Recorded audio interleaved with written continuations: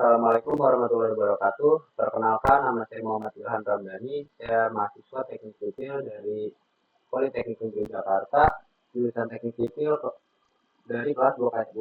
Di sini saya akan menjelaskan tentang simpangan dan profilan.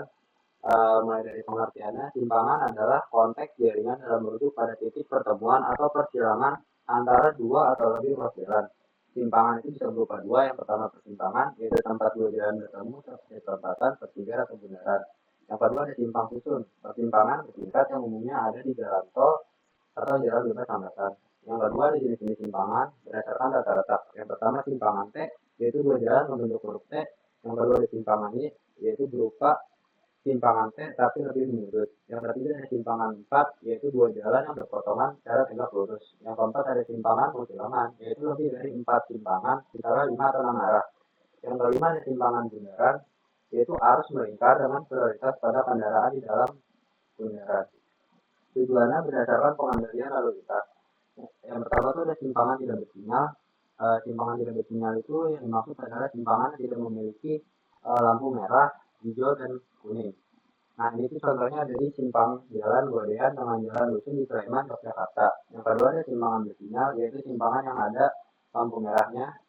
Contohnya itu ada simpangan Dukuh atas di Jakarta Pusat. Yang ketiga ada simpangan prioritas, ini mirip dengan simpangan tidak bersinyal, tapi di sini dia ada rambu lalu lintasnya dan ada rambu kendaraan mana yang harus diprioritaskan terlebih dahulu.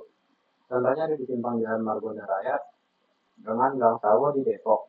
Yang keempat ada simpangan atas bidang, contohnya ada overpass, flyover, underpass, atau interchange. Contohnya itu ada di simpangan Dusun Semanggi, Jakarta. Bagian dari simpangan yang pertama adalah ruangan simpang, jalan masuk dan keluar simpang. Bisa tiga, yaitu berbentuk T, atau empat berbentuk tanda plus atau lebih. Yang kedua ada ruang simpang, yaitu titik pertemuan arus lalu lintas dari semua arah tempat kendaraan bisa saling berpotongan, menyatu dan bersilang. Yang ketiga ada marka jalan, yaitu garis-garis di permukaan jalan yang mengatur posisi berhenti, arah belok, dan lain-lain. Contohnya ada stop line, panah belok, dan zebra cross. Bagian-bagian dari simpangan yang keempat adalah median atau pulau lalu lintas, yaitu pemisah atau pelindung pejalan kaki bisa berbentuk pulau atau garis saja. Yang kelima ada apil, yaitu lampu lalu lintas yang mengatur giliran kendaraan lewat. Yang keenam ada trotoar dan penyeberangan, yaitu tempat atau pejalan kaki termasuk zebra cross. Yang ketujuh ada lampu lalu lintas, yaitu untuk memberi informasi larangan atau peringatan. Oke, sekarang masuk ke ruas jalan. Ruas jalan adalah prasarana transportasi darat yang menghubungkan satu tempat ke tempat lain, memungkinkan pergerakan orang, barang, dan kendaraan secara aman dan efisien. Jalan mencakup elemen fisik seperti perempatan, bahu jalan, trotoar, drainase, serta diatur dalam ruang manfaat jalan, yaitu rumaja, ruang milik jalan yaitu rumija, dan ruang pengawasan jalan disebut damija.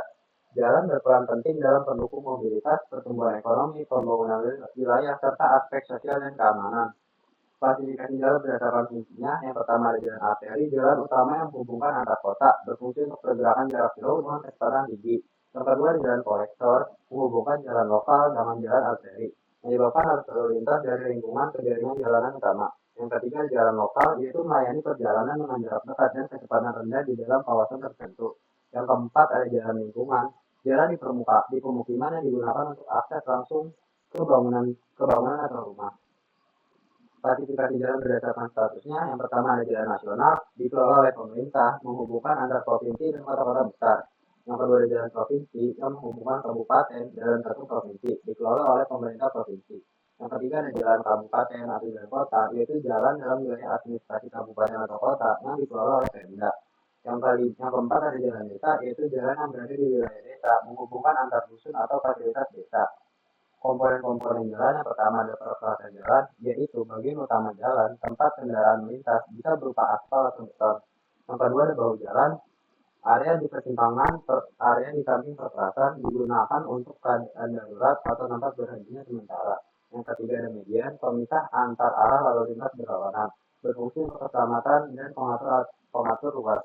Buat median ini dia nggak wajib ya, ada jalan yang pakai median dan ada jalan yang tidak menggunakan median. Yang keempat ada trotoar, yaitu jalan khusus untuk pejalan kaki, biasanya berada di sisi kiri dan kanan jalan. Yang kelima ada drainase, yaitu saluran air di samping bawah jalan yang fungsinya untuk agar air hujan tidak tergenang.